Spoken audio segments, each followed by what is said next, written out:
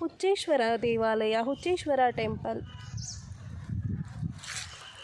ಆಗಿನ ಕಾಲದಲ್ಲಿ ಹುಚ್ಚೇಶ್ವರ ದೇವಸ್ಥಾನವನ್ನು ಕಟ್ಟಲಾಯಿತು. ಆದರೆ ಕಾರಣಾಂತರಗಳಿಂದ ಅದನ್ನು ಕಟ್ಟಲು ಪೂರ್ಣಗೊಳಿಸಲಾಗಲಿಲ್ಲ. ಇದನ್ನು ನೋಡಿ ವೀಕ್ಷಕರೇ,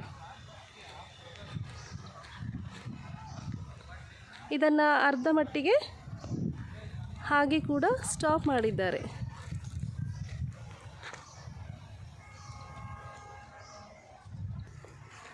ಇದು ಹಳೇಬೀಡಿನ ದೇವಸ್ಥಾನದ ಹಿಂಭಾಗದ ಪಕ್ಕದಲ್ಲಿ ಇರುವಂಥದ್ದು.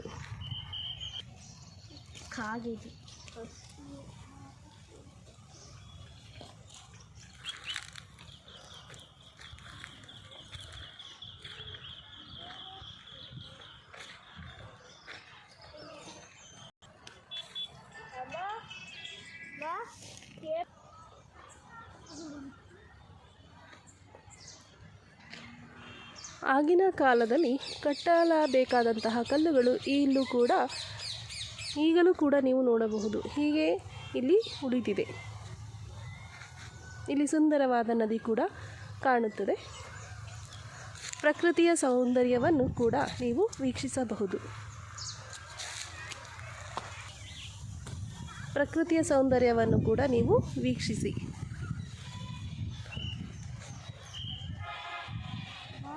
ಧನ್ಯವಾದಗಳು.